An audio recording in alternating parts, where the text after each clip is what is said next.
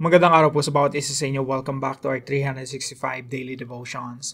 Gusto po muna batiin yung nakakasama natin tuwing umaga. Sila Tinay, Maricel, Marilu, Marian, Jomar. Salamat po sa inyong mga comments at sa lahat po na sumusubaybay dito sa ating channel. Maraming salamat po sa inyo. Now, tutuloy po natin yung ating series patungkol po sa The Power of Forgiveness. I hope this week, yung mga devotions natin nagkaroon ng malaking impact sa buhay natin. No? Yung mga merong sakitan, samaan ng loob, ay nakapagpatawaran na. At wag na po natin patagalin pa, no? We're just making ourselves suffer. Hindi na natin pinapatagal yung mga ganong mga bagay. At pag sa mga pagkakataon na napakahirap magpatawad, hingin po natin yung biyaya sa Diyos na extend niya sa atin at tulungan niya tayong makapagpatawad, lalo na sa mga pagkakataon na napakahirap magpatawad. So, ngayon po, ang pag-aaralan natin ngayong umaga ay patungkol po sa tanong ni Pedro sa ating Panginoong Jesucristo na matatagpuan po sa Matthew chapter 18, verse 21 to 22. Sa mga pagkakataong ito po, ang Panginoong Jesucristo ay nagturo sa kanyang mga disipulo kung paano gagawin yung church discipline.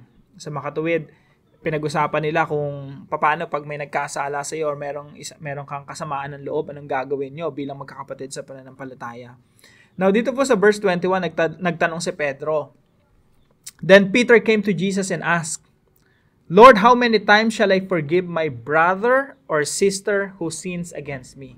So, yung discussion ni Jesus Christ before this text, ang pinag-usapan nila, anong gagawin mo pag may nagkasala sa iyo o may kasamaan ka ng loob sa nakapatid mo sa pananampalataya?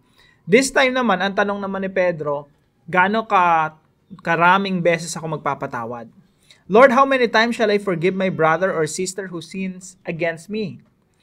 Up to 7 times? Ikapitong ulit ba? Kasi nung mga panahon na yon, kumbaga yan yung standard, lalo na sa mga Pharisaic communities. Standard yon 7 times. Kumbaga yun na yung sagad. Jesus answered, I tell you, not 7 times, but 77 times. Anong sagot dito ni Jesus Christ? Doblehin mo, no? 77 times. Pag tinignan niyo po dito sa footnote, meron po yung iba pang translation. Pwede kasi yung i-translate na 70 times 7 or 490. So, basically, ang point ni Jesus Christ dito, hindi mo na kailangan bilangin. Hindi ka magbibilang ng 77 or 490 times. Ang sinasabi ni Jesus Christ dito, yung forgiveness perfect. Walang limit to. So sa Tagalog po, basahin natin. Pagkatapos ay lumapit si Pedro at sinabi sa kanya, Panginoon, makailang ulit magkakasala ang aking kapatid laban sa akin at siya'y aking patatawarin. Hanggang sa makapito po ba? Up to 7 times po ba?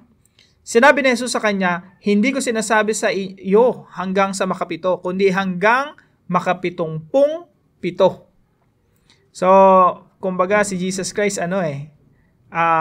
yung standard nila na sagad, na up to 7 times. Yun na yung pinaka-perfect number . Pero sabi ni Jesus Christ, kung susundin natin yung isang translation dito, no, 70 pito. Ibig sabihin, 70 times 7.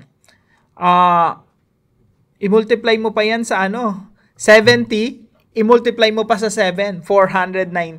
So basically, yung perfect number nila, yung pinaka-standard nila, gawin mo talagang perfect na perfect, no? Basically, ang point dito, limitless. Wala hong limit. So yung katuruan po natin, pinakauna, there is no limit to forgiveness. Kasi kung kahit sundin mo pa yung literally, kung yan ay 77 or 490, hindi mo na mabibilang . Kasi kapag nagbilang ka pa nun, masyado ka naman legalistic, di ba? Kahit iliteral mo pa yan, mafe-feel mo talaga na yung forgiveness, limitless . Yung perfect number na 7, i-multiply mo pa over and over and over again.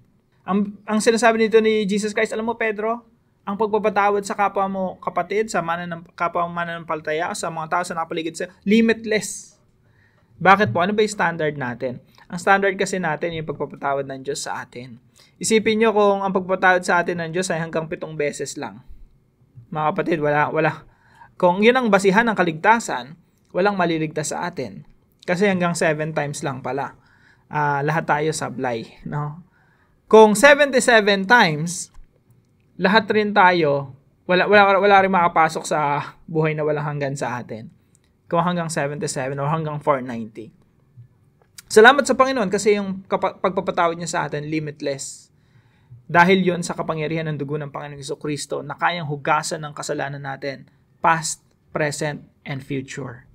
The forgiveness of God is limitless. Yun talaga yung perfection of God, of forgiveness.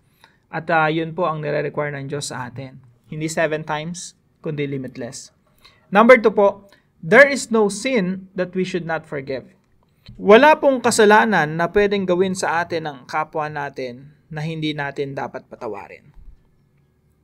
Ninakawan ka, 10 piso. Patawarin natin. Ninakawan ka, 10 milyon. Patawarin natin.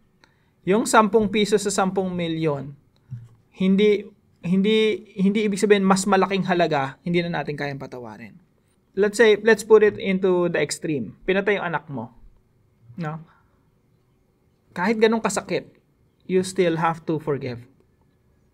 Alam niyo po, salamat kasi mayroong kapatawaran sa kasalanan. Or merong concept tayo ng pagpapatawad na mula sa Diyos. Kasi kung gantihan ng usapan, lagi na lang tayo nag-uubusan ng lahi. Ginanakawan mo ako, nakawang kita. Patayan mo ako ng membro ng pamilya, patayan din kita. Ubusan lahi. Napakagulo po ng mundo. Salamat kasi si Jesus Christ na parito upang bigyan tayo ng totoong kapatawaran. At base sa kapatawaran na tinanggap natin sa Panginoon, yun din ang kapatawaran na ibinibigay natin sa ating kapwa. Kung meron mang nakasakit sa iyo ng sobrang labis-labis, no, betrayal of trust, asawa mo pinagpalit ka sa iba. Or marahil masigit pa ron yung kasalanan na gawa sa'yo. Walang kasalanan na dapat kinikimkim natin sa ating mga puso. Walang sama ng loob na kinikimkim natin sa ating mga puso. Kahit anong kasalanan yan, dapat pinapatawad natin. Kasi po, pag hindi natin pinatawad yan, kahit pa hindi humingi ng tawad yung taong nakagawa sa atin ng kasalanan, tayo mismo kaawaan natin yung ating mga sarili kasi dadalhin natin yun yung sama ng loob na yun.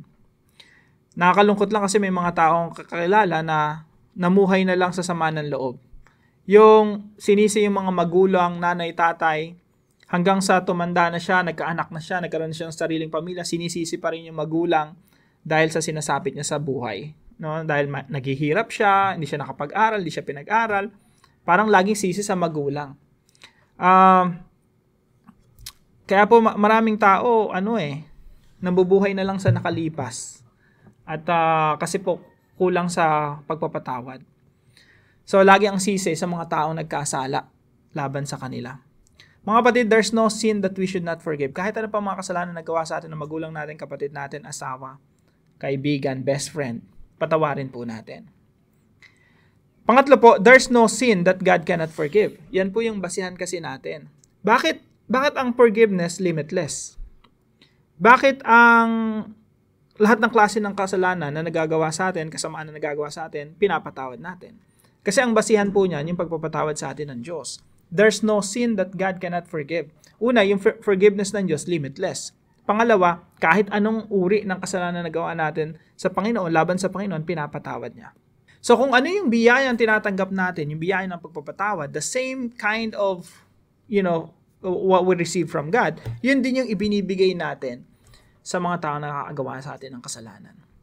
There's no sin that God cannot forgive. In the same way, there's no sin against us that we should not forgive. Lahat po pinapatawad natin. Kaya po sa application natin ngayong umaga, number 1, forgive without limit. Magpatawad po tayo ng walang hanggan, yung hindi natatapos yung pagpapatawad natin. Pero, take note of this. Forgive without limit, but limit your trust. Magkaiba po kasi yon.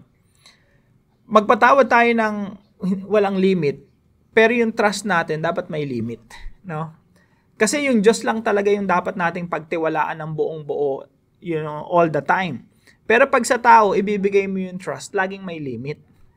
Kapag paulit-ulit na lang ginagawa sa'yo yung masasamang ginagawa niya sa'yo, marahil best friend mo, asawa mo, or kaibigan mo, you limit your trust. Huwag mo agad ibigay yung full trust mo dun sa tao na yun. Yung trust kasi in-earn yan eh. Pagdating sa kapwa. Si Lord kasi wala namang problema eh. Talagang dapat nating pagtiwalaan si Lord. Pero yung tao kasi, binibigay mo kasi yung time, effort, buhay mo sa tao eh. So you have to limit your trust. Kailangan mo rin maging wise. So forgive without limit, but limit your trust. Sometimes hindi na nga naibabalik yung trust eh. Pero hanggat maaari, ibalik mo yung trust. Pero dapat yung trust na yun in-earn. No? Hindi yun basta-basta binibigay lang. Karugtong po niyan yung forgive all offenses. So yung una po, no, forgive without limit. Ibig sabihin ito, kahit gaano karami yung kasalanan, patawarin mo. Kahit paulit-ulit yan, patawarin mo. Pero yung trust, hindi pa ulit-ulit na binibigay at paulit-ulit na sinisira.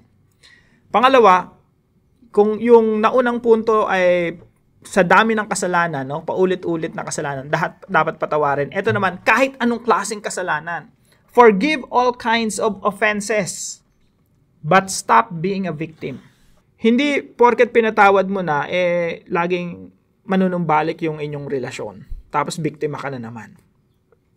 Maraming mga asawang babae, no, may ganong syndrome. I don't know kung anong tawag doon sa ganong syndrome.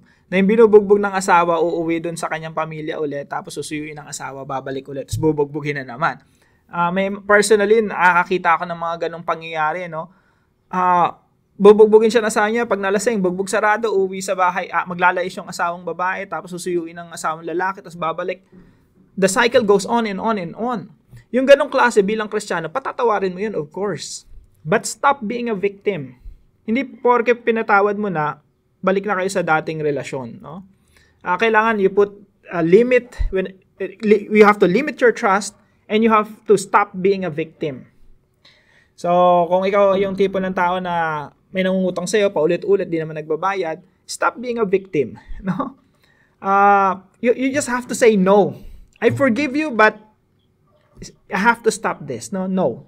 Hindi na ako magpapautang, hindi na ako magpapabugbog, hindi na ako magiging biktima sa isang relasyon. So, forgive without limit, but limit your trust. Forgive all offenses, but stop being a victim. And number 3, hindi naman all the time, hindi mo nabibigay ang tiwala mo. You can forgive and work towards full restoration. Lalo na kung yung asawa mo naman nagsisisi talaga sa kasalanan ginawa niya, patawarin mo and, work together towards full restoration. Na someday, manumbalik yung inyong relasyon. Give him or her a brand new start.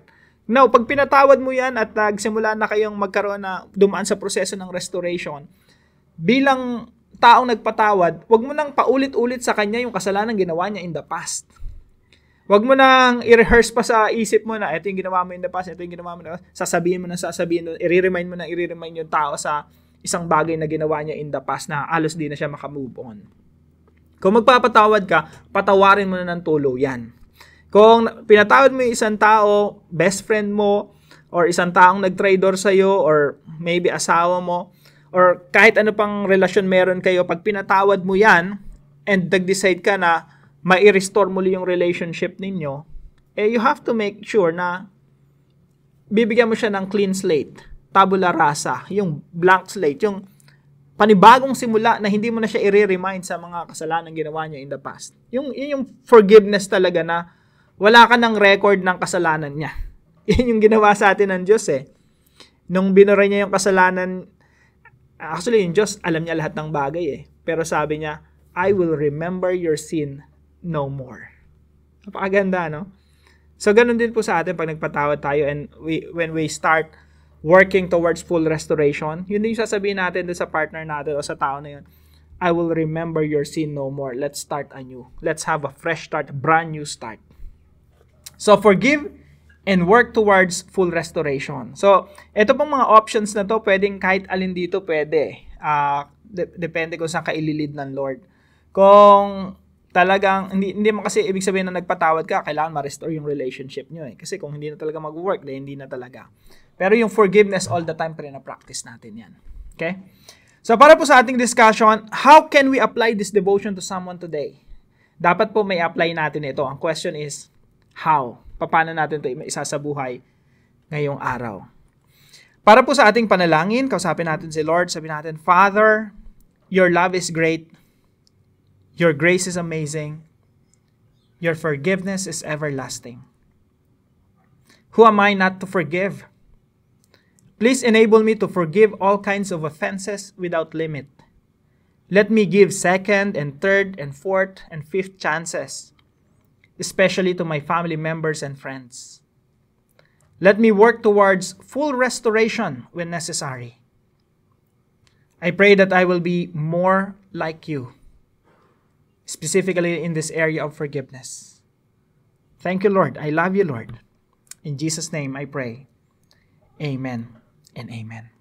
Salamat po sa mga nagiging katuwang natin sa devotion natin na ito. Maraming salamat po sa inyo. Pagpalain kayo ng ating Panginoon. At para sa lahat po ng nanonood, kung kayo po may natutunan sa devotion natin na ito, ipalam nyo lang po sa comment section right below this video. And please share this devotion to your family and friends. God bless you po. See you po tomorrow 5 a.m. dito sa ating daily devotion.